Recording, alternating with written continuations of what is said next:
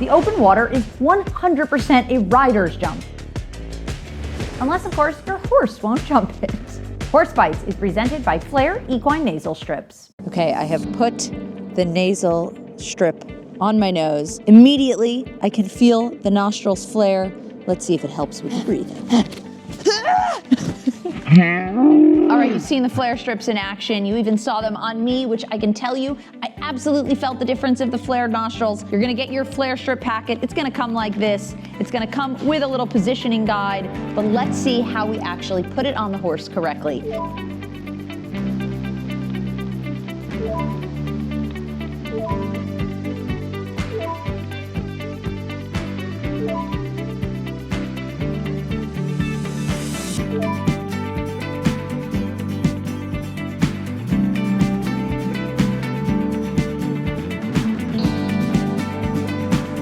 I mean, if I can feel the difference, then for sure the horses can too.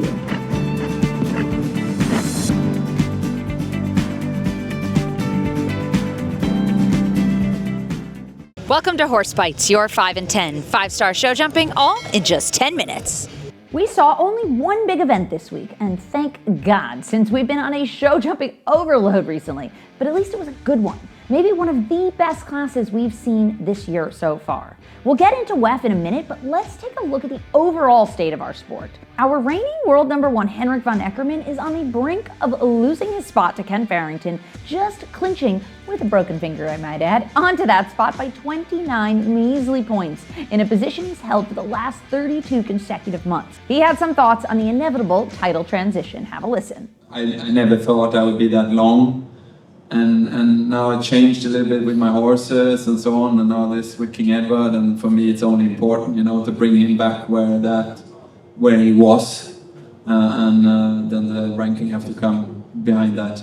It will be a shift now. That's I mean, I won the World Cup final every leg last year, so I will lose a lot of points, so that would be impossible almost to take. But that's okay, you know. Kent.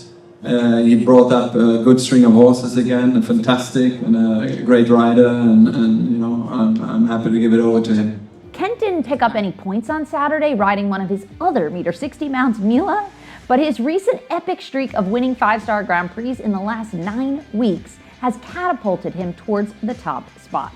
Speaking of top spots, Den Bosch is coming up this week. It's the first quote-unquote major of the year, the first Rolex Grand Slam, and we will get a new, or you could say resurgence, of the 4-person horse rotation, something I'm majorly looking forward to. I get that it's potentially hard on the horses, but hell, it sets you up for awesome sport. I mean, who doesn't want to not only watch some of the sport's best, ride other top professionals' horses, but also as a rider, what an awesome opportunity. It sounds so fun. Unfortunately, Olympic champion Christian Kukuk won't be participating since he has a baby on the way and can't risk the trip to Europe, and European champion Steve Gerda is out from back surgery, so it seems that Philip Weishaupt and Michael van der Vleuten will take their spots. It's sure to still be entertaining though, despite the change in lineup. Plus, the Rolex Grand Prix is coming up, which Harrie Smulders is hoping to repeat his victory from Geneva and continue his quest for the Grand Slam on Monaco. Being on home turf, I would say the odds are in their favor, although that doesn't mean much in our sport. McLean Ward picked up a win in the meter 50 class on First Lady at WEF. Jos Verlooy snagged another Grand Prix victory out in Thermal on FTS Colossary Confusion. And I sound like a broken record, but the women continue to dominate as Emilie Conter and Portobello Vanda Fruitcorp beat out 2 Olympic gold medalists for the top podium spot at WEF on International Women's Day, no less. We all love a fairy tale ending. But now, let's get into the action from the WEF Grand Prix.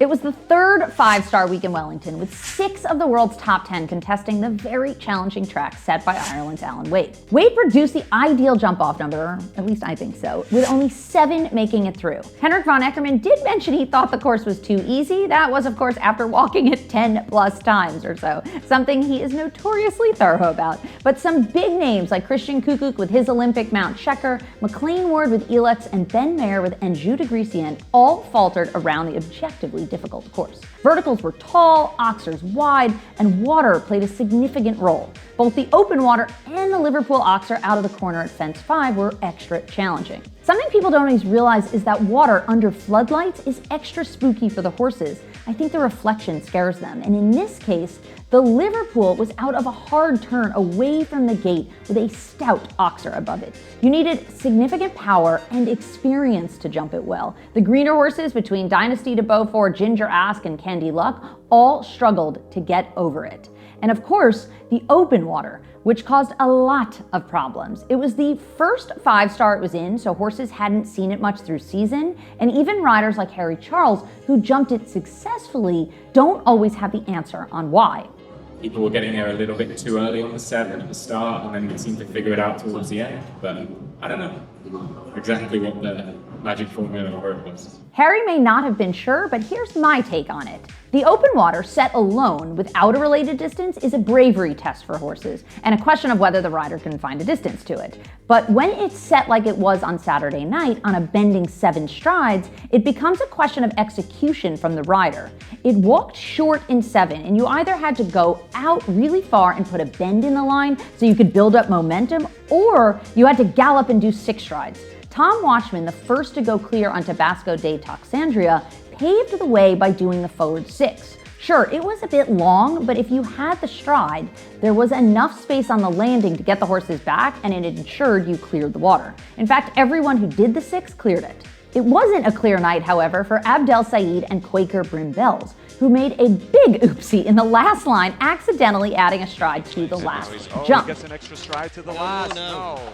He may have won last week in Doha, but his first week in Wellington ended in heartbreak. What can we say? Sometimes shit happens. Shane Sweetnam and James Conn Cruz also had an off night. Horse looked too fresh, in my opinion, and after an oversteady to the triple bar and then a big push into the triple, his night would end on 10 faults. I will say, however, one of the more professional moments of the class came at the very end from Daniel Blumen and Corby VV. The horse got green and Daniel didn't get the shot into the triple that he would have liked.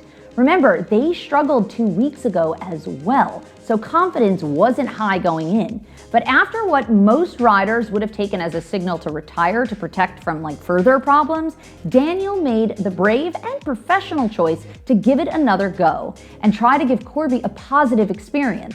He actually succeeded in completing the course, and what I guarantee will have been the absolute best thing he could have done for the future of the horse. Goes to show you that the score on the results doesn't always reflect the experience. Overall, it was the night of the underdogs overtaking the big guns. If you have looked at the jump-off lineup before it started with 2 Olympic gold medalists, one of which was on his famous Olympic partner, and another Olympian, you never would have picked out Emilie Conter to win against the sport's legends. That being said, that is what makes show jumping unpredictable and exciting.